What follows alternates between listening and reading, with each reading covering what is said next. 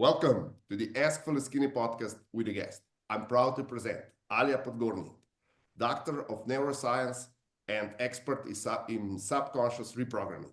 Alja, please tell us more about yourself. What is your story? Hello, everybody. It's very, very nice to be here. So my story is, we're going to make a long story quite short. My background is in neuroscience. I spent almost 10 years in academia, studying in different countries from England to Germany, all the way through finishing a PhD. And then it was actually during my PhD, I would say, that I started really realizing that things that we thought were true about health and healing at the time, but also the way we perceive the world, the way we perceive science, weren't actually all that's there. Which was a very interesting juxtaposition of starting to going into spirituality, alternative healing methodologies, while being in a hardcore scientific world.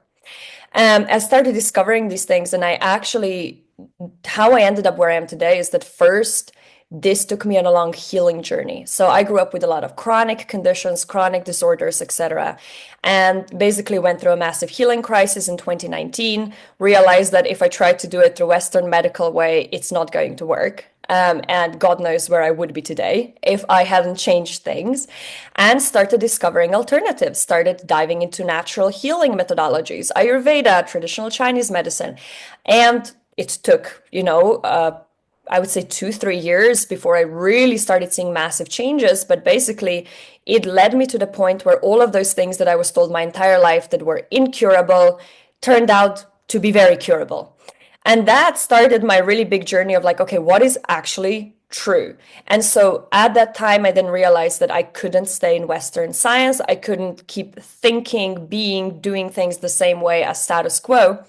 And I started actually teaching what I learned through my healing journey. And this is how my first business was born. So that was in 2021. And I paid a lot of money to get certified in how to do business, learn business coaching, learn to coach, but also learn how to do marketing, how to do sales, like all of those things. And started my first group program, enrolled successfully 5 people.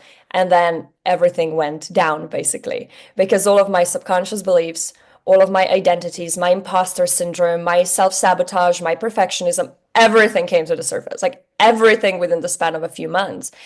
And I did not have the tools back then to actually deal with that. I didn't truly understand it. I wasn't at the level of like personal growth where I really understood the subconscious mind, that I really understood the emotions and how these things work. And it basically got to the point that a year after, I closed my business down because I was like, I cannot do this.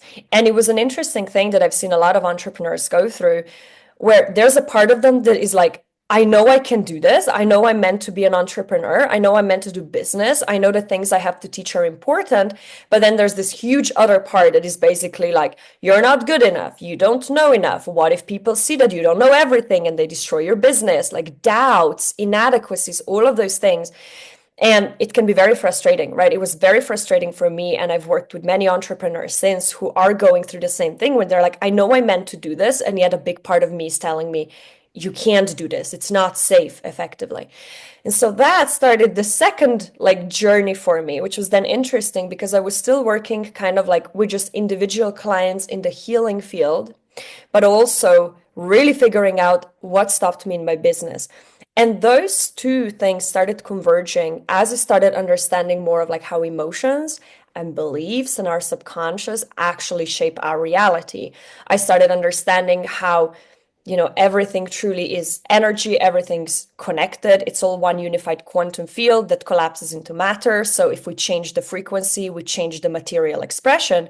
And I started using that with my clients in the healing sphere. And I started applying it to my things in business. And I started seeing huge transformations with my clients in the healing field where all of a sudden, they were trying all the habits, they were like doing all the things. But when we got to the core of what was creating the disease, it was personal relationships, like old traumas, like energetic cellular based, memories of the hurts that happened to them. And even it went into past lives, it went into ancestry. And that was the same with business.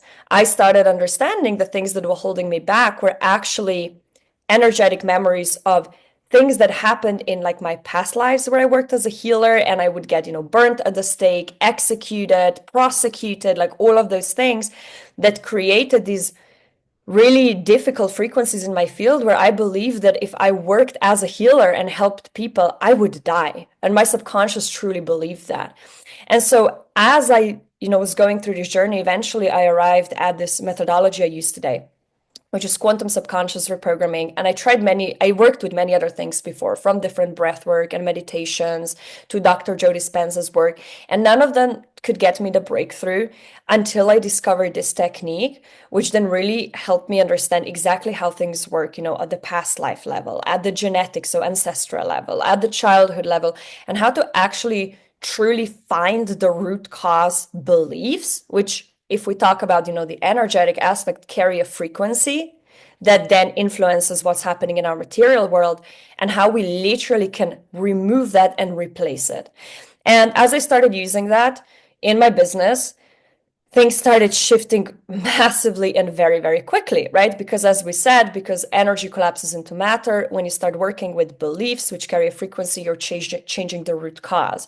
So if I just say what happened, let's say in the past 6 months, I went from having no people in my office to now having almost 200 people. I checked the portal yesterday and I was like, what even happened? Like, I had no idea. And I was like 188 people. I was like, that is insane. I sold out half of the spots in my new signature program before I even announced it to the public. I massively grew my following, my email list, all of those things. And all of that happened in the ways that felt so incredibly easy. None of that required paid ads. None of that required sales calls where I handle objections. I try to convince people to join my work. Like, I offer sales calls to make sure people are a really good fit. But what's happened in every single one of the calls where people joined, they jumped on the call and they were like, I know I'm in. Like, I quote unquote, closed the sale in 15 minutes yesterday, right? Because I didn't have to close anything. And so what I started realizing was really like, oh my goodness, like, of course this work works because it makes sense that it works, but it works so incredibly quickly, and it actually allows us to start creating our own reality. Of course, I work with this through the lens of business, but you can apply it to any area of your life. And it's changed my relationships, it's changed my business, it's changed my health, and it's a process we can use during any challenge in our life to actually start shifting what is creating the challenge, what is creating the thing we perceive in our reality, which means that through this work, we start mastering the creation of our own reality. And that's pretty freaking phenomenal. So I'm very, very excited to talk more about that. Okay. You mentioned Eastern practices like Ayurveda and similar. And you then came into the field of subconscious. And because I'm more of an old school person, I would like to know, have you managed to read any of the Freud's and Jung's book on the subconscious? Is that something that you've checked, or you just dive right into it? So I know more about Jung's work. So I know Freudian work, I know like bits and pieces of how he was thinking and how he perceived these things. In Jungian work, I know some of his archetypal work, but I did not ever dive very deep into it. Okay, because it's almost a perfect match what you're talking and Yeah. what Jung has discovered. Yes. And you made it seem like you went through the more Eastern practice, but Yes. we also have the Western practice that basically come to the same conclusions. You also mentioned that you worked with quite a few different methods before.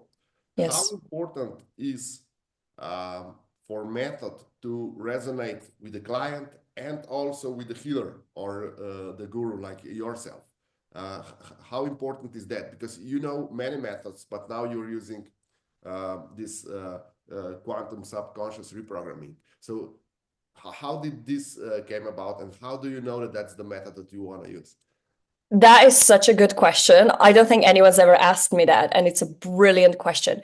I think it is crucial that the methodology really resonates with both parties. And I say that because, I see a lot of stuff in, especially the business field, we're taught that we need to show people why our thing is the best. And I'm the first to tell you that you can get results with a lot of different techniques. Like, I am not the only one who can get you a result with what I use, because I would be lying to you if I said that, right? We know that people have phenomenal results and in business and in life by using different things. Some people achieve transcendentally incredible things with Dr. Joe Dispenza's methods. I didn't love that method. It didn't work phenomenally for me. Doesn't mean it doesn't work, right? Some people have great success with journaling about their money mindset. I didn't have a result with that. Some people love breath work or Kriya yoga, and that's the thing for them. And I love those practices, but I wouldn't want to work with them, right?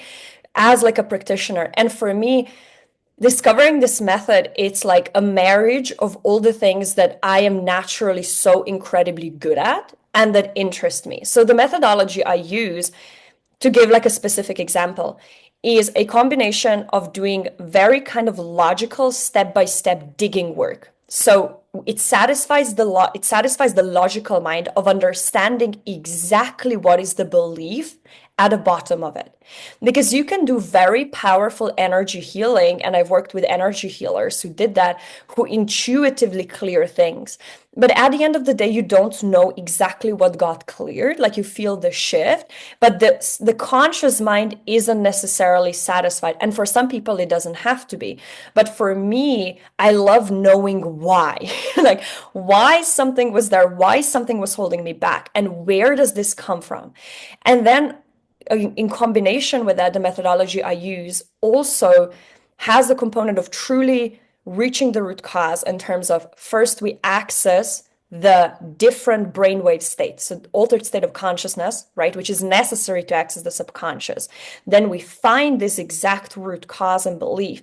And then there's the work of actually shifting this energetically. And for me, I have a big part of me as well that is very intuitive. I can feel and perceive like energy very easily, very intuitively. So it kind of marries these things that I really love, that it's very logical. We also have a process called muscle testing where we can test and show if someone has a belief. So we have a yes or no response, which is very unique, right? It's almost like a scientific way of doing it. And then it combines these things that it just naturally comes to me. And so for me, discovering this technique was really feeling, I was like, oh my God, like I'm home. This is so, like, I don't have to work for it. I get it. Like, this is kind of how it was. And because of that, I've heard from many people who have maybe worked with others who use a similar methodology to me. They're like, I've had healing done by those people, but it did not compare to like the experience I had with you, right? And this is, I think, something that's very important to understand, especially if someone's in business and teaching anything, because there's a narrative in today's business world, which is the market is saturated. Like, there's so many people who are doing the same thing as you, which is a horrible mindset to have, by the way, if you want to succeed. Like, you're going to be constantly in competition. You're constantly going to be questioning things. Like, you don't want to go down that path.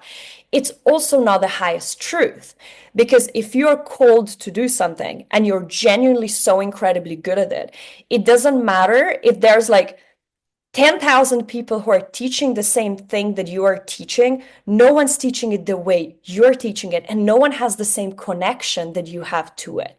And I would say this is really what actually differentiates people who are exceptional and who achieve great success, because they're doing what they are genuinely so good at, what resonates with them, that what they love doing, and that already makes them unique. That already makes you in the proverbial 1% that people love to talk about. So I would say it's incredibly important. And then, of course, you always want to attract people that they're going to love what you do as well. This is why for me in my work, I create like experiential pathways, as I call them. So before people join my programs, I give them opportunities to try it out.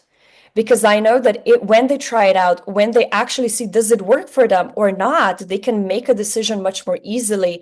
Is that actually something they want to pursue? Instead of me trying to convince them that's the best thing that's ever happened. It's not about whether or not, you're the best at what you do. Like, people love saying this thing in business, you should be the authority. Like, you should be, it's almost this hierarchical way, like energetically the way people perceive it. It's not about that. It's about creating a match, right? Where is there a perfect match between you and the client? This is what creates results, And that, I think, is because of that so important that the methodology you work with is something that is really you're attuned to. And then you bring your own flavor of that like into the world and communicate it in a way where the right kind of a person sees that that is for them. Okay, great. So you gave me so many topics to talk about. First, you already mentioned that, but let's clear it out a bit more for our listeners. There's a mainstream narrative that if you want to do business, you have to work long hours. There is so much thing you have to give up for that, and that there's so much grinding involved. But you talk about alignment and almost no setbacks when you are aligned with your mission and when you resonate with that. So where did the mainstream narrative go wrong with this grinding and working hard, and why is that not aligned? And that is also something that pushes so many people away from entrepreneurship, because they believe that everything must be hard and they need to give up their life in order to make their $1 million or whatever goal they want to achieve. So what's your take on that? It's all beliefs, right? Like if we go back to the way I think about it is that we have these matrices. You know, most people have watched The Matrix, right? And I mean, we could go into the history of how that movie was created. There's some very interesting stuff there, but that's basically how it works. People have their matrices of beliefs that then create their reality.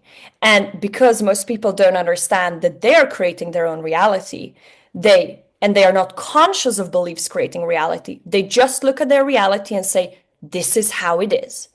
This is why I have so many people in the business world who are gonna convince you or try to convince you so hard that what you said is the way forward, that you have to hustle, work hard, do sales calls. And we need to be very mindful because it's very easy to get pulled into that when they show you flashy statistics and like, you know, revenue numbers and all this. You have to understand that it works for them because they believe it works for them. And this is like the most powerful thing you can do ever in your life is to understand you create your own reality. You are the creator. If we go into what is the truth of being a human, is that you're an extension of creator, God, universe, source, call it what you will. So it means you possess the creative power and you have free will. Now, free will encompasses your subconscious mind. So even if you're not aware of it, you're still always creating what you want to create on some level. So this is the first thing that is crucial to understand. And, you know, if we look at the history of humanity, it's a very multifaceted question of like, where did this come about? Like, why do we believe that? The truth is we believe that because of most of the history of humanity, people struggled. And it used to be some of the things we believe today used to objectively be true. Let's look at an example like money is limited. Money used to be limited. Money used to be tied to gold and silver. It's no longer the case, right? This was maybe true 2, 3 generations back, that actually there was a limited amount of money that was split amongst people. Now, money is unlimited. It's not tied to anything. And that has its own consequences. So let's not go into how our governments work with that. But the belief that then creates the reality of like, if someone else has more than me, I have less, that belief is a false belief today. It also used to be the case that people until quite recently had way fewer opportunities to get out of the situations they were born into, right? If we look 1, 2, 3 generations back, there was war, there was famine, there were so many, objectively speaking, incredibly difficult situations. So we carry on the ancestral level a belief that life has to be hard. Most people have a belief life has to be hard, life is a struggle, life is difficult. If you have that belief, you're going to constantly be seeing that in your reality. And then you're going to say, well, clearly I'm right. Life is really hard. We were also, a lot of us, this is another component. If we look at our educational system is crap. in a lot of ways. It's all a conversation in itself. It does not encourage critical thinking. It does not encourage following what we desire to do. And it's actually creating a lot of like energetic like suppression. So if we think about how many of us are expected, like I cannot, even like I cannot get over the fact that kids in high school oftentimes work longer hours than adults do between all the extracurricular activities in school and homework and tests. Then of course everybody's measured by the same standard. No one is encouraged to develop their own unique genius. Most people are forced to spend so much time doing things they do not like, and then they're being judged on how good they are, how worthy they are, based on not performing in things they are not designed to perform well in. And I'm not talking here about, fixed mindset, etc. There can be a lot can be learned from those experiences, grit, perseverance, overcoming challenges.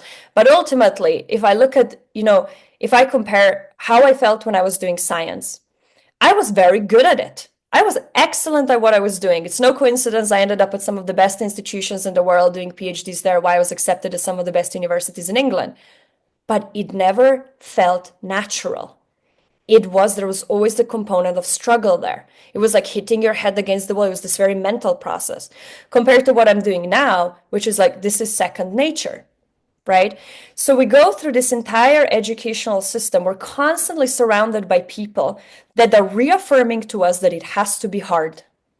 It has to be hard. And all our previous experiences are telling us it gets to be hard. The people in our surrounding are telling us it gets to be hard. Then we hear things like, oh, the point of life isn't to be happy or whatever. I've heard so many of these beliefs and things that we perpetuate. If we accept them as a truth, we will create that. And this is why so many people don't even accept the possibility that it gets to be easy, that it's possible to create a business without struggle. And, here's also then there's the flip side. And this happened in the spiritual entrepreneurship when then people go 180 and then they're like, building business is so easy. You just lean back and receive and let money come to you. Obviously, that's also not how it works, right? Like business will always require systems, strategy, and mastery. Like everything else, we're developing mastery if we want to be good at it, right? That is a continuous journey and there's always space to improve. But there doesn't have to be, there's no chalkboard in the sky saying, in order to have a successful business, you have to work 80 hours a week. You also didn't sign a contract with God before coming here saying, you got to work 40 hours a week in order to provide for yourself. These are human constructs. The problem is we believe them. And so once we stop believing them, once we open ourselves up to the possibility that it gets to be different, what happens is that we start seeing the opportunities opening up. We start seeing the proof of that from other people. That's why it's so good to always have mentors, role models, like people in your environment who are doing it the way you want to be doing them.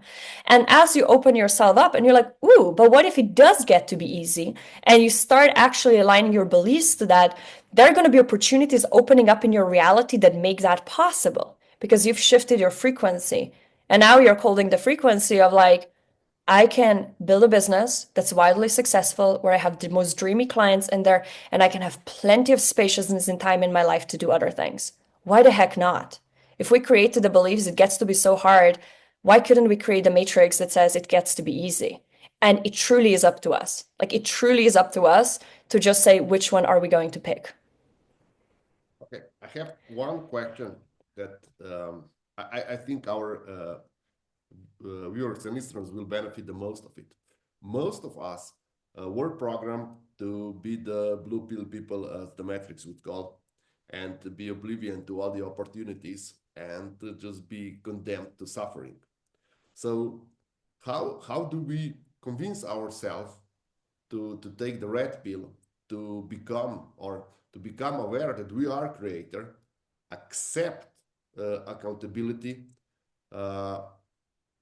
go out of the victim mentality and understand that we are creators, and go out of our reactive lifestyle into proactive lifestyle where we do create things and where we do things we like and we get the results we love. So how would you say that's the easiest way for our viewers and listeners to take the red pill? The first thing is acknowledging that first of all, is, do you want it? And this is the most important question you have to ask yourself, because what we need to understand is that every belief we have serves us. So victim mentality serves us. People like to talk about it. It's just limiting beliefs. They're like this subconscious is this bad thing holding us back. No, it serves you. So if we look at Eastern mentality, right, like what used to be, especially places that used to have socialism, or let's just call it for what it is, like dictatorship, communism, there was the mentality of saying everybody should be the same. And that is still present in schools. You're not allowed to stick out. You're not allowed to be an individual, which is 180 to, let's say, the US. But it's fascinating. I work with people from all over the world, and it's a very different mentality that we're changing, right? If we work for a person that's coming from the US versus, let's say, Eastern Europe, Slavic countries. So the first thing is you have to decide that you actually want a different life. Because when you go out of the matrix, again, it's just like in the movie, you have to face certain things that are uncomfortable. You will no longer fit in. You also will have to accept that not everybody will change around you. You will probably have to shift your friend circles. You will maybe at some point decide you want to actually move elsewhere. You will probably have to have some difficult experiences potentially, or conversations with your family who is not going to get you, right? So I'm just saying this to illustrate that it's not actually like you have to want it, because there is, I don't want to call it a sacrifice, but there's going to be a transmutation, a process that happens where certain things will fall away. So the first thing is to decide, do you actually want a life that you say you want? And are you willing to do the work? The second thing is, if you're listening to this, there's a good chance you know, or a part of you knows, that you create your own reality. And again, it's always a continuous decision that you actually want a different experience. Then there's a decision to believe that it's possible. Then it becomes a process of self-observation. Start observing your thoughts, start observing the stories in your mind, and start observing your emotions, your emotional triggers, your emotional patterns. How do you respond? How do you feel? Because your emotions are a reflection of your frequency. And then it's, I mean, this question is, it really depends what stage of the journey, or like which stage of the journey you're in. Because if you're quite advanced, if you've done a lot of inner work, I would say, come to work with me, or we do really we shift these like deepest beliefs. But if you're coming to work with me, I tend to work with people who have quite a high level of emotional intelligence, who have done inner work before. I've worked with many, quite advanced spiritual people, because this work really requires you that you already understand you create your own reality. But otherwise, starting with other techniques, it's a personal exploration and clearing out who you're not. Because this is really what this journey is about. You're questioning the beliefs and stories and what you call truth, which is just your beliefs, right? What is real about you? What is possible for you? Do you believe it's completely impossible for you to ever make $1 million in your life? Million euros, million whatever. What if I told you most people in the West make $1 million in about 15 years when you take the average salary, right? Does that change anything for you? What do you believe is possible for you in terms of how long do you have to work? How much money you have? Do you believe it's only possible to live paycheck to paycheck? And you always want to measure it by what you were taught as a kid, what you were modeled. That's the easiest place to start. But ultimately, you have to choose to believe that a different reality is possible. And the best thing to do is find people who are a proof of that. Find people who have changed things drastically. Find people who are telling you a different reality is possible, and then start taking steps that present to you. Because the truth is, once you decided you want a different reality, steps will be given to you. Like, you will be given opportunities, because it's free will. The moment you say, I actually want something different, the universe is like, cool, here are your options. And then you can start, like, it's like, you know how in the Bible it says, ask and you shall receive? It's like that. Like, you have to ask for it, you have to want it, and you have to be ready to do the work as well. But you will be given opportunities to do things differently. But the first thing is saying, and what a lot of people don't understand is victim complex, which is the most insidious and destructive pattern, because victim complex underneath is saying life is happening to me and I'm a victim, so I'm not the creator. If you're a victim, you're not a creator. Because being a creator really means I understand I co-created every situation in my life, and that can be really difficult to look at. But that's the truth. Like ultimately, that is the truth, right? And there's nuance to it, but that's the truth. And that means you can no longer complain. You can no longer blame people for your situation. You can no longer blame the governments. You can no longer blame the economy. If you derive belonging, if you derive conversations from it, if all of your friendship circles, all they do every day is complain about their boss, you'll have to shift your life seriously.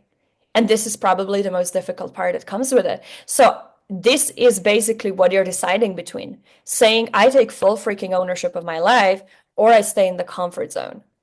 And you're going to be in discomfort in either case, right? That's what is the ultimate reality. If you choose the path of expansion, you will be constantly pushing the edge of what is known, which is what's comfortable and what's perceived as safe by your subconscious mind. If you stay in your comfort zone, you're going to probably live a life that is quite similar to your parents, maybe a little bit better. It's probably going to feel quite mediocre. You're probably not going to be experiencing deep satisfaction and fulfillment. And so you're going to be sacrificing your actual genuine desires and potential for staying in what's comfortable. So that is what you're facing in this life. That's the choice you're making. So you have to pick, if you want, you have to pick your hard. And it doesn't have to be hard, right? But it will be uncomfortable. And that is just, there is no way out of it. There is no shortcut or quick fix. Okay. I want your take on two topics that I believe are one of the most important while thinking about or that distinguish the people that are ready to do the work and the ones that are not ready and are still in the victim mentality. So the topics are gratitude and forgiveness. What do you think, where do these two fit in the transformation of person from going from being a victim to being a creator? They are crucial, both of them. So forgiveness is a very misunderstood, like energetic. Forgiveness is letting go of the past, right? One of the first things when I work with people that we always work on is old resentments. And underneath all the resentments is victim mentality, because again, it's saying life is happening to me. And, we need to understand all of those things are self-protection. So we hold on to resentment, we hold on to grudges, which means we refuse to forgive in order not to get hurt again, right? So again, it all makes sense. But underneath it, we're saying, this person did this horrible thing to me. So that's the victim mentality. So forgiveness is understanding that one of my mentors once said, you have to decide if you're gonna totally fall in love with the potential of your future or if you're gonna stay addicted to your past. And she's like, and your desire to create a different future needs to be bigger than your addiction to the pleasure you're deriving from being a victim, which means holding on to the past. So forgiveness, it means I let go of what happened. Because it's once we let go of what happened that we have all of this energy available for creating a different future. So this is the role of forgiveness. And there are more layers to it as well. Energetically, forgiveness is a very interesting thing. It acts also as protection from not actually repeating the same patterns and being hurt in the same way again to learn a certain lesson. So we're actually also protecting ourselves from having the same kind of people coming into our life and like hurting us again, right? Because we stop co-creating. But forgiveness is essential. You cannot move forward. You cannot massively leap your life and your business if most of your energy is stuck in the past. So this is the really big thing. Forgiveness is very important. And it's interesting. It's a very, like, I love that you brought it up because I've seen very people who are on paper, very like spiritually advanced, like yoga teachers and all of that, who talk about how like they will never be able to forgive certain people and how you shouldn't feel obligated to forgive certain people. I'm like, dude, it's not about them. It's about you, your energy, and your freedom. That's what forgiveness is about. Gratitude's an interesting one. So the way I think of like these, let's call them higher frequency, more positive emotions, joy, freedom, gratitude, they are a natural state of who you are. So a lot of people will say in order to manifest, feel more gratitude, feel more gratitude, feel more gratitude. And We can always, we can we can rewire our subconscious. As I said, there are multiple ways. Some are faster than others. The one I do is, in my opinion, the fastest. But some people will do it in a way of like, writing like gratitude lists every morning. I think that can be a really wonderful step to start shifting perspective and being like, I have so many things to be grateful for. Right. And we objectively, like all of us who are listening to this conversation are probably some of the most privileged people in this world, right? Like perspective. You can look at Gaza right now. You're very fucking privileged. However, ultimately, what we are striving towards, if I want to use a word that's that strong, is clearing so much of the debris from our field that gratitude naturally arises. Because gratitude naturally arises as our heart begins to open and as we start actually seeing the objective reality of how taken care of we are, how much we have, how incredible our lives are, and how many opportunities there are. It also arises as we start understanding every experience we've co-created to learn a lesson. There's no good and bad at the level of the soul and the ultimate truth. But it's something that I found with myself is when I started actually clearing the past, clearing these resentments, starting to truly forgive myself, clearing regrets, clearing old rejection, the wounds of abandonment, gratitude began to just like come up naturally. It just is now a state I experience every day of my life for a good percentage of my day, and it becomes easy. I look at my cat and I'm like, oh my God, I love my cats. It's like a very simple little things. So this is the way. It's like, I think of gratitude, it's your natural state.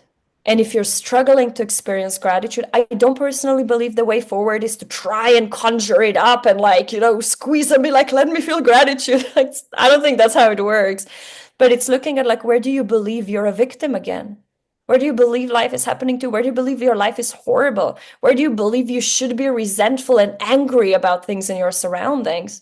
Because that's actually where the work lies. And on the other side of that is peace, it's acceptance, and it's gratitude. Thank you very much. And one more thing before we conclude. Is there any quick fix or trick of the trade that you can share with our listeners and viewers? Quick fix.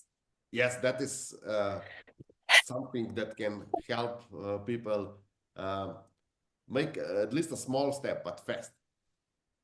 Small but fast step. Start getting really curious about why what you're seeing in your reality is happening. Let's go out of the mentality of like, oh my God, this is all happening randomly. To me, one of the biggest things that you can start seeing a shift with immediately is accept that the whole universe in your life is ruled by the law of cause and effect. So everything you're observing in your life that's happening is happening because on some level you're causing it, right? And I'm talking immediate surroundings. I'm not saying you're responsible for massive, wars, but in your personal life, and start getting curious. Why may that be happening? Is there something in this situation that's actually serving me? That is the most uncomfortable question you're going to ask yourself and the most valuable one, because every situation is serving you. You're getting something out of it. And when you understand where you're getting something out of it, you can actually choose to have the positive thing that you're getting out of it without the negatives. And this is really where the big transformation happens. So get curious, withdraw your judgment, withdraw the default patterns, and just observe what's happening in your life. I would say that can create massive, massive shifts quite quickly. Thank you. Alja, where can our listeners and viewers reach you? Yes. So the best places right now to reach me are Facebook and Instagram. It's my social media. And I have on Facebook a private group where I share a lot of free things. I have a lot of content you can binge there already. I also have a personal profile where you can contact me. And you can also, I have a bunch of different offers at different price points if you want to go deeper into this work, and some, of course, free tasters as well that you can find both on my Instagram and Facebook profile. In my bio, I have a link and you can check them out for yourself if you're interested and want to go deeper. And of course, you can also just always contact me, send me a DM, and we're going to chat. Thank you. And thank you for all the insights that you've shared today. My absolute pleasure. Thank you for having me here.